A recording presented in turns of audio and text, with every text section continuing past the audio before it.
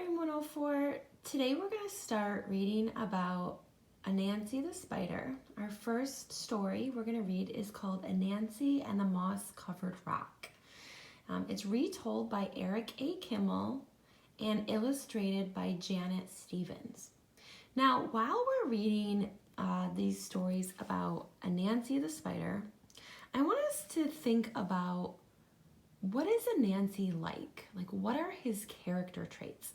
Now, character traits are different from feelings in that they don't change. Like, feelings change. 1 minute you might be happy, 1 minute you might be scared or shy, but character traits are something that usually don't change. Like, for example, if you're hardworking, you're always usually hardworking. If you're a nice person, you usually are nice all the time. So what I want us to do is you can just take a blank piece of paper, maybe from the computer printer or just from your notebook, and I want you to write Anansi, put a circle around it, and make a web. And as we're reading all of the books about Anansi, I want us to think about what is he like? What are his character traits? And we're going to try to identify them and write them in the web.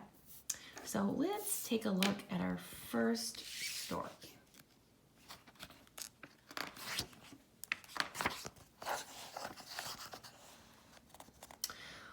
Once upon a time, Anansi the spider was walking through the forest when something caught his eye. It was a strange moss-covered rock. How interesting, Anansi said. Isn't this a strange moss-covered rock? Kapam! Everything went black. Down fell Anansi, senseless. An hour later, Anansi woke up. His head was spinning. He wondered what had happened. I was walking along the path when something caught my eye. I stopped and said, "Isn't this a strange moss-covered rock?" Kapam! Down fell Anansi again. But this time, when he woke up an hour later, he knew what was happening. Aha, said Anansi. This is a magic rock. And whenever anyone comes along and says the magic words, "Isn't this a strange down he goes. This is a good thing to know, said Anansi. And I know just how to use it.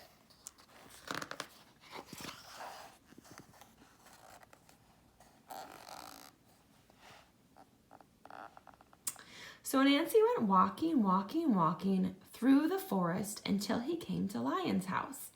Lion was sitting on his porch. At his feet was a great pile of yams. Anansi loved yams, but he was too lazy to dig them up himself. Anansi said to Lion, "Hello, Lion. It is very hot today. Don't you think so?" "Yes, Anansi," said Lion. "It is terribly hot." "I'm going for a walk in the cool forest," said Anansi. "Would you like to come?"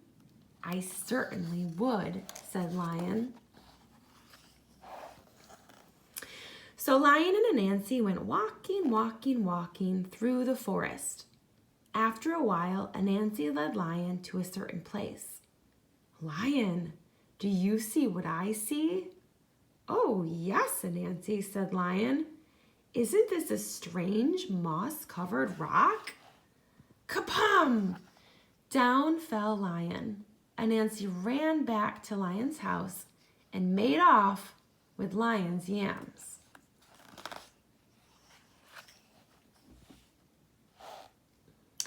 An hour later, Lion woke up. His head was spinning. Anansi was nowhere in sight, and when he got home, he found that every single one of his yams was gone. Lion was very sad.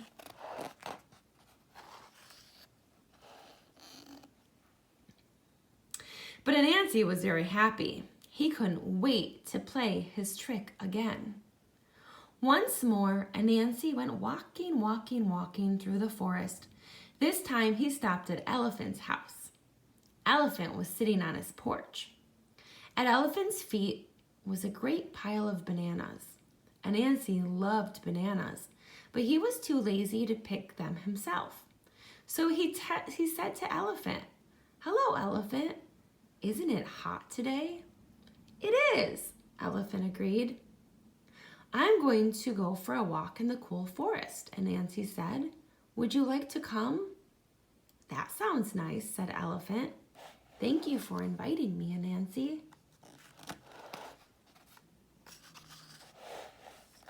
So Anansi and Elephant went walking through the forest. After a while, Anansi led Elephant to a certain place. "Elephant, look! Do you see what I see?" Elephant looked. "Yes, I do, Anansi. Isn't this a strange moss-covered rock?" Kapam! Down fell Elephant. Anansi ran back to Elephant's house and made off with all the bananas.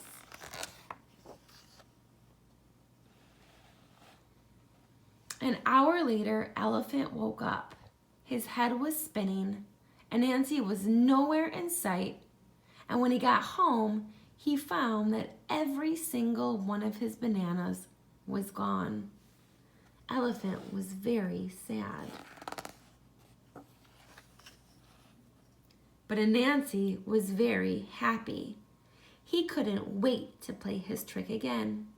He played it on rhinoceros and hippopotamus.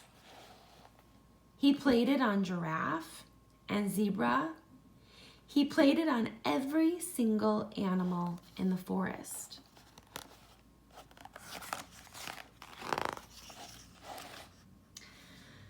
But all this time, watching from behind the leaves, was little bush deer. Little bush deer is small and shy and very hard to see. She watched Anansi play his wicked trick again and again on all the other animals. Little bush deer decided it was time for Anansi to learn a lesson. So little bush deer went deep into the forest to where the coconut trees grow. She climbed a coconut tree and threw down a great many coconuts. She carried the coconuts home in a basket and set them on her porch. Then she sat down beside them to wait.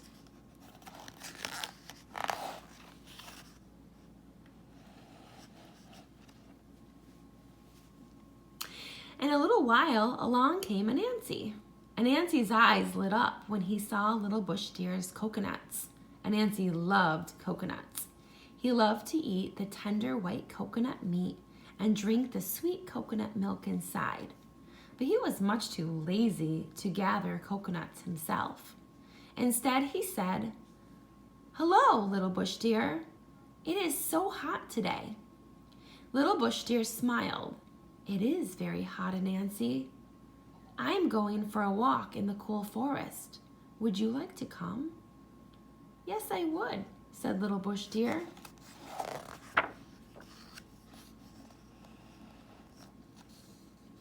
So Anansi and little bush deer went walking in the cool forest. After a while, Anansi led little bush deer to a certain place. "Little bush deer, look over there. Do you see what I see?" Little bush deer knew all about Anansi's rock trick. She looked. "No, Anansi, I don't see anything." "You must see it. Look carefully." Little bush deer looked. "No, I still don't see anything," she said. Anansi began to get angry. "You must see it. Look over here. Look right where I'm pointing. Do you see it now?" "No, Anansi," said little bush deer. Anansi stamped his legs. "You see it. You just don't want to say it." "Say what?" said little bush deer. "You know." "Is that what I'm supposed to say?" "Yes," said Anansi. "All right, then I will say it to make you happy." "You know," said little bush deer. "There, I said it. Are you satisfied?" "No," Anansi shouted. "You're not supposed to say you know." what am I supposed to say? You're supposed to say, isn't this a strange moss-covered rock? Kapum! Down fell Anansi.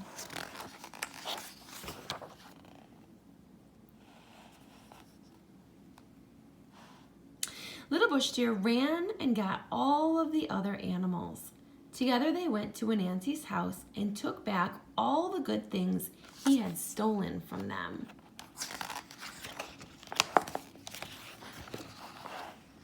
An hour later, Anansi woke up. His head was spinning.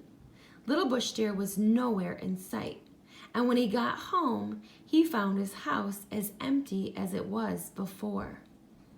But if you think Anansi learned his lesson, you're mistaken, because he's still playing tricks to this very day.